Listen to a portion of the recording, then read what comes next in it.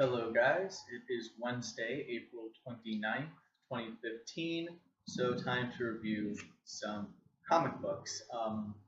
This week I picked up a lot of books, so instead of the normal one or two videos I'm putting up, this week it's going to be three. This is the first one, maybe not the first one you're watching, but the first one that I'm recording. This week it is only the DC non-Convergence books. Normally, recently what I've been doing is one video with all the Convergence books, which is all the DC titles, and then one with the non-Convergence books, or non-DC titles. But this week, DC did a lot of Convergence books. They did some non-Convergence books, enough to warrant their own video. And then, of course, the Marvel and Dynamite and other stuff that I'm reviewing this week will be in their own video as well. So, jumping into a book I was very excited about and hope that you guys were too. Batman number 40, Conclusion to the Endgame arc. And just first thing out of off my head, it's definitely very conclusive. I have to give it that. Going into this arc, Snyder was saying how this was how he imagined his final arc on Batman would be. Like, this is his last Batman story. It's not the last Batman story he's writing. He's continuing, of course, to issue 41, 42, and yada, yada, yada. But I can totally see why this is the story that he would imagine to be the last Batman story. There's definitely an air of finality to it. Again, I don't want to spoil too much. But there's a reason this is called Endgame. There's a reason that there is a new Batman in Gotham starting in issue 41. So a lot goes down. And I mean, it's divisive, of course. I mean, there isn't really much publicity leading up to this issue, which makes me think that maybe the changes he made in this one are actually going to stick, which would be interesting to see where he goes with that, considering what happened in this issue. Again, I don't want to say too much. But we do get the conclusion of the Endgame arc. Just catching you up to speed, the Joker has kind of Jokerized everybody, the entirety of Gotham. Batman is teaming up with the Bat Family and also a whole bunch of his supervillains as one last Hail Mary stand against the Joker. And this book, aside from like tying up Endgame, it ties up kind of the entire Scott Snyder run on Batman from the New 52. It ties in everything from Death of the Family to Zero Year. It ties all the way back into Zero Year. It ties back to Night of the Owls a little bit, which it did earlier in the arc, but it even ties into stuff. There's some nods to Snyder's work before the New 52 and Batman, so I don't want to talk too much. It's kind of a spoiler. No, it's not that big of a spoiler, I guess, but you get a fake out where Dick Grayson is back and in the Bat costume, which might be a reference to Snyder getting his start on Detective Comics writing Dick Grayson as Batman, maybe, I think. Could just be me reading into it too much. But yeah, just again, I don't want to say too much about this book because I don't want to spoil too much of it, but it is beautiful, and the way it wraps everything up, it's very Snyder-esque. Just tying all the themes together. Snyder's fingerprints are all over this, especially near the end, where one character has a monologue that just feels like Snyder explaining everything to the audience.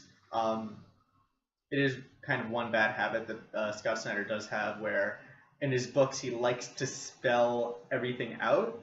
Like, he likes to spell all the smart stuff out. He likes to bring all the subtext right to the front, and it's kind of ham-fisted. But it doesn't get in the way. It's the very final pages, and it's just kind of, in case you missed what I was doing, here is all the subtext, here are all the themes, just making everything explicitly clear. But yeah, it's it is a hell of a book. It was a hell of an arc. And I mean, if this was Scott Snyder's last issue, I'd say it was a hell of a run. But he's gonna keep on going, and after reading this, I'm really excited to see where he takes it. And also this cover, I feel like I haven't shown much of the inside of the book, so I don't want to spoil too much, but this cover is brilliant. I guess I'll show a few choice pages. I already showed this beautiful spread here. What else is there? It's another good page. Love the colors on this one. Again, very 0 year with the colorization in this one, the purples and yellows. Just everything in this book feels like it's bringing something from the past 40 issues of Batman, which is, it's something. It is a feat of just storytelling and continuity and all that. What else? We got, I think this one's really great. Just, we see Batman and Joker really, like, fighting dirty. But, you know, we're near the end of the book, and I don't know what other pages to show you. But, and of course there's also hints of non-Snyder work here. There's hints of the Killing Joke. There's hints to just everything is kind of closed off in this issue, and it's just something. If you've been reading Batman, this feels like a very good conclusion, a very satisfying ending. And I'm almost, you know, there's something to say about that it feels like such an ending, but it's not. But it's gonna keep on going. So yeah, just.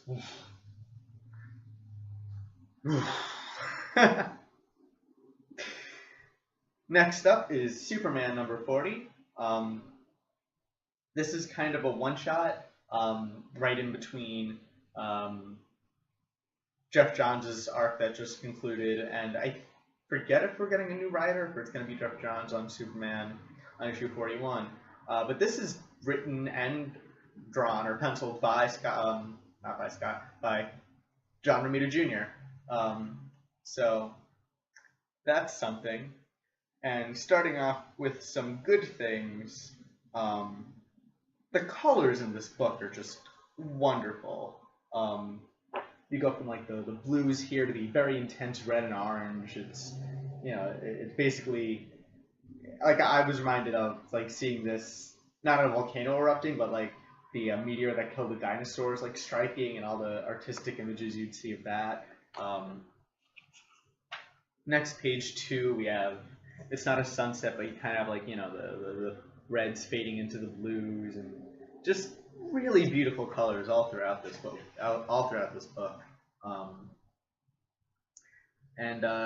Romita's pencils are the same quality. I know they've been divisive amongst people.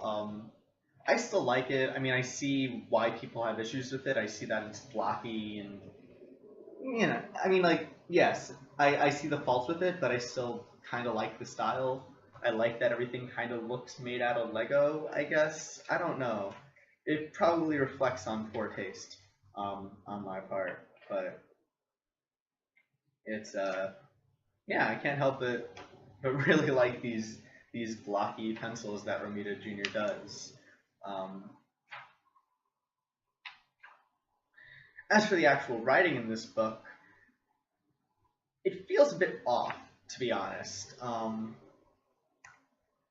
It just, everyone feels slightly off character, and it's really weird. So the plot of the story is Clark is testing out his new power, the new explode everything power, and he wants to test this out with the Justice League, so the Justice League can monitor the effect it has on his body. Does it change his powers in any way? Does it weaken his powers in any way? So after testing in the middle of nowhere, the League brings him back up to the Watchtower, where they basically test him in the Watchtower, see how his powers return, if they return to the same degree, if he's more powerful, if he's less powerful. And then they test the solar flare, I guess they're calling it, in a controlled environment, leaving Clark powerless and human for the rest of the day. And then he uses his time off to go to the bar with the Justice League, and he gets drunk because he hasn't built an alcohol tolerance, because normally when he drinks he's Superman and doesn't have to worry about alcohol. So Superman drinks, he gets hungover, and then it's weird. It reads almost like fan fiction more than an actual comic book. Um, I don't know. It feels like DC's doing a lot of things with, like, parallel universes, and this just feels like a universe where everything's a bit more Seinfeldian. um, it's just weird. It's just a very weird issue, where everyone is not quite as you'd expect them to be. I don't know why this issue exists, to be completely frank. I don't know why they let John Romita Jr. just write this issue and it passed through all the editors and whatnot. I mean, it's not awfully written. There's nothing here especially groan-worthy or, like, offensive or just bad. It's just very weird. It's a very unsettling book to read because things are just slightly wrong, Things are just a little bit off. Everyone's a little out of character. It's like seeing, like, a stage play and, someone's supposed to be dead and they laugh on the table. It's like, well, okay, now I'm removed from this. It's just weird. It's a very weird feeling book, and I don't know if I can recommend it. It's just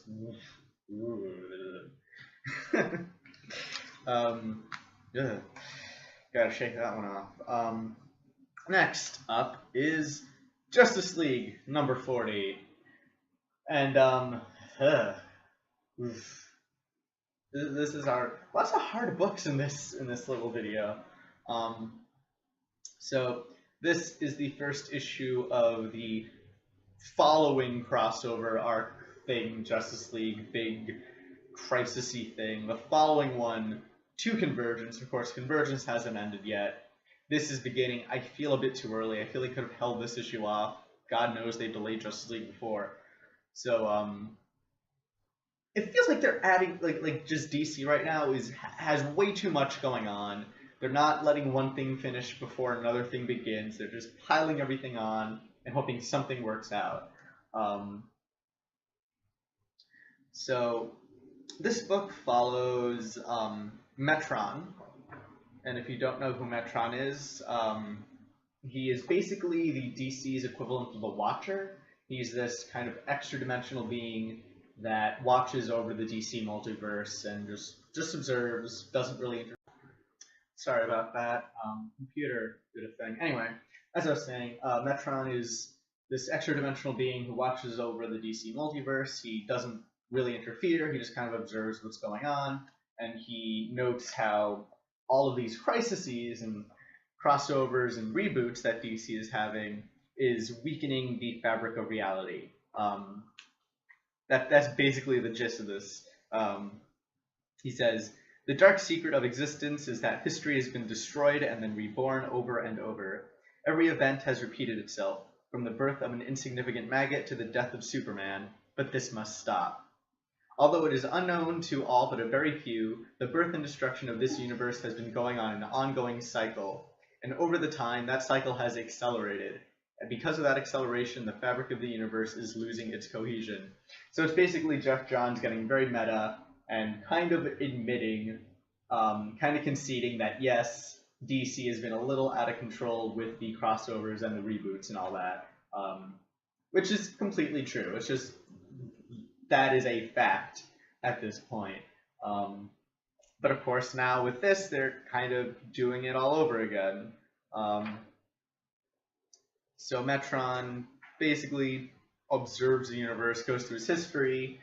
He is the one who instigated the trade between Darkseid and Highfather, each of them trading their son to the other planet in order to prevent a war, which Metron says would have unraveled the fabric of reality. So he instigated this trade so that would not happen. And of course, the trade is Darkseid trades Orion to Highfather, and Highfather trades Scott-Free to Darkseid. So I think it's the first time we're seeing these characters in. Oh wait, no, because Orion was in Wonder Woman, so we've seen him before. But I think it's the first time we're seeing Scott Free in the DC in the New 52 main universe. He was in Earth 2 and he was in Future's End, but I think it's the first time we're seeing him in the not in the main story. Comic book it's confusing. DC's it's too confusing. You can't keep track of any of it anymore. And then after this, the Metron goes over all the crises. So we have Crisis on Infinite Earth against the Anti-Monitor, and then we have I forget what this is called, the Parallax event, where Hal Jordan became evil and stole the Green Lantern rings. I forget what the name of the crisis is. I think this is the one with Superboy Prime. We have Flashpoint. I forget the one with Superboy Prime. Infinite Crisis? This isn't Final Crisis. I actually skip over Final Crisis. But anyway, it's all the Crisis events, and then the birth of the New 52, and basically Metron's like, it's too much. We've done this too many times, and if it happens again, which it is with Convergence, just screw it all. Metron then goes to see the Anti-Monitor, and he and the Anti-Monitor talk before the issue ends, and the Darkseid War is basically thrown into everything. I'm honestly sick of it at this point. I probably got through while I was talking about this book. But even if you're self-aware, even when you have Jeff Johns saying in this book, this has gone on too many times, we're rebooting too often, nothing makes sense anymore, reality is blah, blah, blah, blah. Doing it again and being self-aware doesn't make it any better. Spelling all of this out, saying this is, we haven't been the best, this is needlessly confusing, which is basically his conceit in this book, and then saying, well, we're just going to do it again. Convergence is happening. I think this takes place either, this book takes place all through, this in this single issue. You go through the entire kind of history of DC books from Crisis on Infinite Earths to Convergence, and then at the very end, I'm guessing post-Convergence stuff. And just acknowledging that you've done all this and acknowledging that you've screwed up doesn't make it better, especially when you're going to do the same thing again. Especially when, even if this is the thing to finally restore order to the DC books, which it won't be, because this is just a Justice League crossover event. It's not a Convergence crossover event. It's not a Crisis level event. I don't know what the end game is for Jeff Johns here. I don't know why. I'm honestly, I really am. I'm just sick of it at this point. I don't know if I'm going to read this one. I don't think I can. I'm going to finish Convergence. Hopefully Convergence will end in a way that, puts DC back in good favor with me or whatever, but it's too much. It's too much. It's too confusing. And they're too, just the attitude they're doing this with, it's obnoxious. It really is, strikes me at this point as just obnoxious, look at all this terrible crap we're doing. Oh, we acknowledge it's terrible crap, but we're going to keep on doing it. I don't get it. I just don't get it. I can't anymore. Very nasty taste in my mouth. Unfortunately, it only gets more confusing from here, because the next and last book of this video is Multiversity Issue 2, the final issue of Grant Morrison's Multiversity, which of course is about all of the DC multiverses converging together and this whole big time crisis thing where all realities being eaten apart by this thing over here. And I can't talk about this book, and not just because of, following Justice League and me saying how sick of I am of all this. No, I can't talk about this because this is peak Morrison. This is Grant Morrison at his most Morrison-y, where he's pulling all sorts of references out of every orifice he can, cherry-picking details and trivia from every comic book he's ever read, or written for that case. It's too much to take in. This book, it's not that it doesn't make sense. Reading this single issue, you can follow everything that's going on, and it even does a really good job of building this feeling of urgency of this could be the end. You know, this is the final, not the final, like this is the biggest threat to the multiverse, and it's chaotic and it's urgent and we need saving. And it does a great job of building all this up, and it's just reading it, it's fun to read. There's some really fun moments. We begin with Earth 13, which is like the demon Earth, where Etrigan is Superman, and so you have a lot of rhyming in the beginning of this that's fun to read and well done. And if you've been reading all the other multiverse books, all the other Multiversity books, you can follow what's going on with Dr. Savannah and the Time Cubes and all these heroes coming together and all that. And it all makes sense within the story, but it's also, you know, the story tries to build this kind of environment of chaos, and it does it too well. This book is very chaotic. It's hard to read. It's like Ulysses or House of Leaves, or very postmodern in a way that it's just hard to follow by design. And that doesn't make it bad. This is a very well done version of that, where if you're paying attention, everything makes sense, but you really have to pay attention. And if you haven't been paying attention, if you don't know all of the comic book trivia that Grant Morrison knows, then a lot of this seems very random and incomprehensible.